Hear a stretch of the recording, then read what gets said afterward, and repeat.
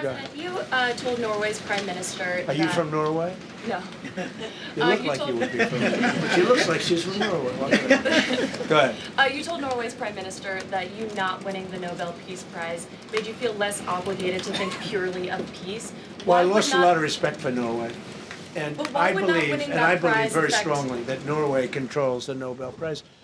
But you have to understand, I settled 8 wars. I've had every one of those wars, every participant wrote, I didn't ask him to do it. They sent in strong they make recommendations for that. But I settled 8 wars. No president's probably ever settled 1 war. I don't know, think of it. I did 8. The reason I do it is because it's easy for me to do. And I didn't do it for a Nobel Prize. I did it because I'm saving a lot of lives. I'm trying to settle the final one. I'm trying to do Russia-Ukraine. And when Russia's ready, Ukraine's not. When Ukraine's ready, Russia's not. But they're losing 25,000 people a month on average. And I'm trying to get that one done. But no, I feel that Norway has tremendous control over who gets the Nobel Prize, despite what they say. How far are you willing to go to acquire Greenland? You'll find out. Thank you, Mr. President. Kevin Hassett has said that those $2,000 tariff rebate checks would be up to Congress to decide whether or not to disperse that. Do you agree with Kevin Hassett on that, or do you think you can do that unilaterally? No, I don't think we would have to go the Congress route, but we'll find out.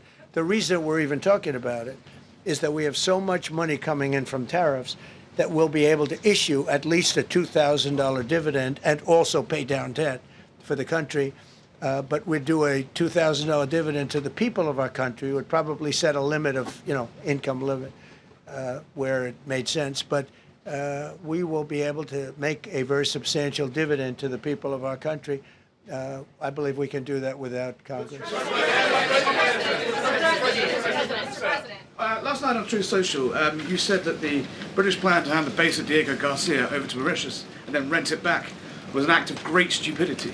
Previously, you backed that deal. Is it now your position that the deal should not go ahead? I think that they, when they originally were going to do it, they were talking about doing some concept of ownership. But now they're looking to essentially just do a lease and sell it. And I'm against that. It's a reasonably nothing like Greenland, but it's a reasonably important area of the globe. Not to anywhere near Greenland, but I think they should keep it. I don't know why they're doing it. Do they need money? Mr. President, with your support to the Syrian government, most probably you avoided another civil war and a bloodshed in Syria, especially after the fall of the regime. I did a good job. And, the Syrian government, the last 2 weeks, had to use some force to implement its force on specific areas. And well, with to keep the prisoners, the terrorist prisoners, which are some of the worst in the world, at bay. So they were able to keep that. He's working very hard. The president of Syria is working very, very hard. Strong guy, tough guy, pretty rough resume. But you're not going to put a choir boy in there and, get the job done. I spoke with him yesterday because we were talking about the prisons and, what was going on. We have some of the worst terrorists in the world in those prisons, and he's watching them. Syria, sir. Mr. President, Gavin Newsom is going to be at Davos if he's not already there.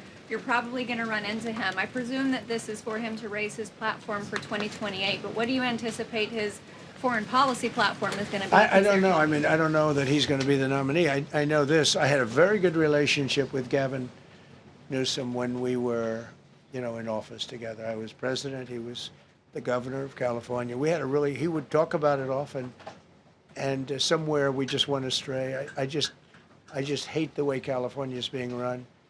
We actually have people leaving. It's never happened before, but I hate the way it's being run. He and I had a very good relationship, really close to the word exceptional, but now we seem not to. Thank you, President Trump. President Trump, you spoke earlier. Mr. President, you've been hearing from allies. Thank you. Thank you so much, President Trump. Kara Castanova from Lindell TV, and you spoke earlier about the 2020 election. now that Maduro is in U.S. custody and he was criminally charged, has any more information emerged that you could share with us regarding Venezuelan election software and Venezuelan ties to tampering with the 2020 election? And would you consider speaking to Maduro personally in prison in New York to get some answers on Venezuela's involvement with the 2020 election? No, I don't think I would be doing that. I think my lawyers would be very unhappy if I did that. Yeah, they've learned some things. Please. What happens to the tariff threat to Greenland if the Supreme Court comes out and rules against you on the tariffs? And Well, I'll have to use something else. I mean, are look, you willing to use force? take a look at the word license. Take a look at other things. I mean, we have other alternatives. But what we're doing now is the best, the strongest, the fastest, the easiest, the least complicated. Sir, if you move ahead with the Greenland-related tariffs on Europe, you secured almost $1 trillion of commitments from them to invest in the United States. Does that go kaput out the window if that happens? I doubt it. Look, they need that agreement very badly with us. They really do. They fought very hard to get it. So I doubt that, but we'll see what happens. We have a lot of meetings scheduled on Greenland. I'm leaving tonight, as you know, for Davos, and we have a lot of meetings scheduled on Greenland. And I think things are going to work out pretty well, actually. Thank you, Mr. President. Could you still go to Paris for the G7 emergency meeting as offered by President Macron? No, I wouldn't do that. No.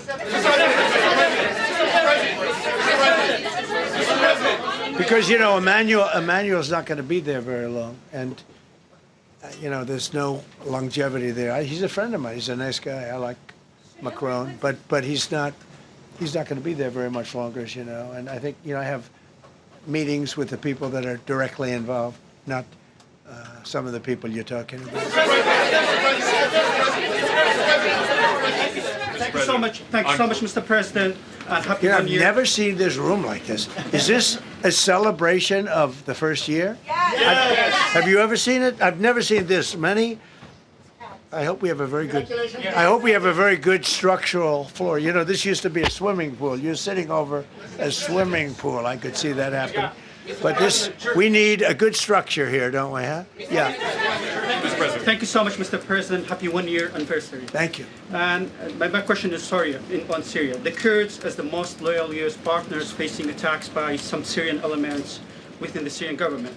Will you do to ensure the Kurdish rights protected and their effective forces against terrorism in Rojava, Syria continue, as the Kurdish see you as a president does not abandon his allies? Well, I like the Kurds, but just so you understand, the Kurds were paid tremendous amounts of money, were given oil and other things, so they were doing it for themselves, more so than they were doing it for us, but we got along with the Kurds, and we are trying to protect the Kurds. That's correct. Ahead of your speech in Davos, can you give us a preview of what we can expect as far as laying out the plans for Americans to be able to buy homes? I think more than anything else, what I'm going to be speaking about is the tremendous success that we've had in 1 year. I didn't think we could do it this fast. Think of it, it's just now 12 months, and I say it often, we have the most successful country in the world. We have the hottest country anywhere in the world by far. And this country would have been absolutely stone cold dead.